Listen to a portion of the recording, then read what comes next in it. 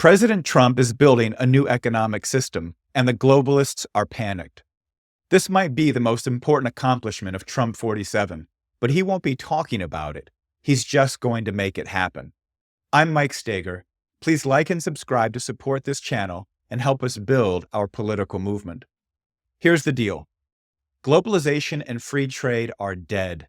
They've ruined the U.S. economy, destroyed our middle class, and created a global debt bubble and massive demographic crisis.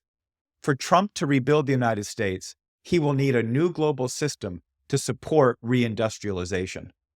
Trump's leading advisors have weighed in on the need for a new system.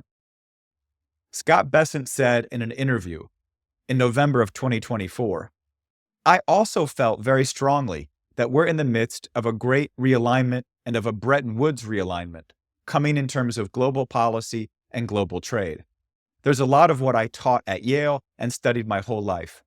I'd like to be a part of it, either on the inside or the out." Now, J.D. Vance spoke at the Dynamism conference in Washington, D.C., and addressed the addiction that the globalization system has had. He said, quote, "And whether we were offshoring factories to cheap labor economies or importing cheap labor through our immigration system, cheap labor became the drug of Western economies."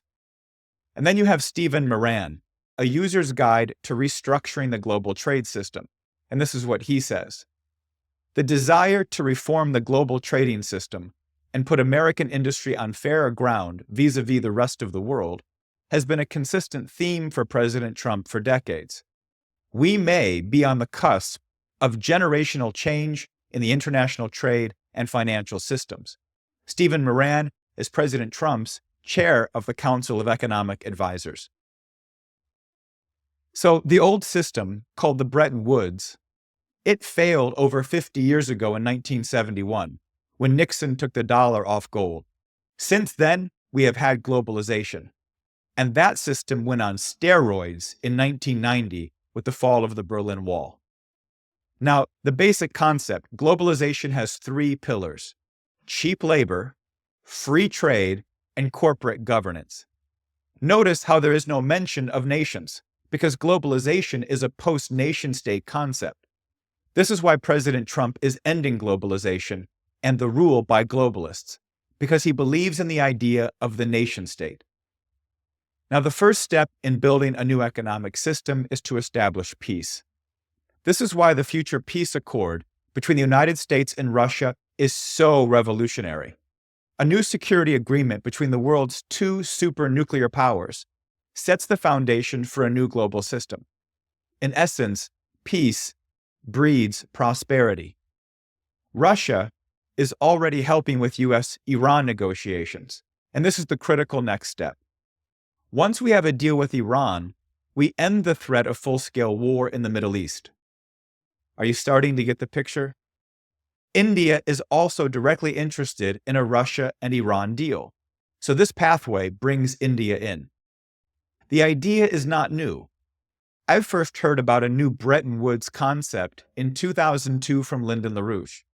In 2008, that same Lyndon LaRouche said, a new system would require two things. First, stop the bank bailouts and go back to an American industrial program.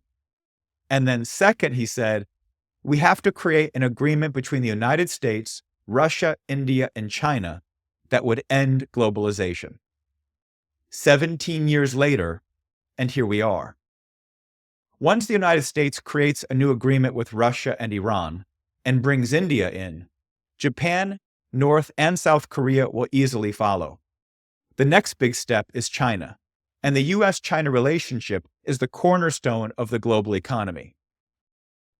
Trump's tariffs, the big liberation day for America, and his industrial agenda have already flipped over the apple cart of free trade, and China never adopted free trade. The challenge will be a new currency and trade agreement that both the United States and China can accept. And this is what President Trump has been negotiating since his first term. The reindustrialization of the United States is most important.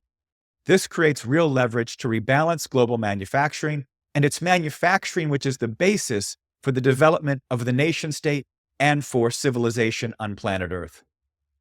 Look, we are witnessing a major historical change. And for the first time in human history, a new global economic system is emerging without a major war. The implications are huge for every nation and every person on the planet. Stay tuned for more updates and help us build a new just system by sharing and liking this video.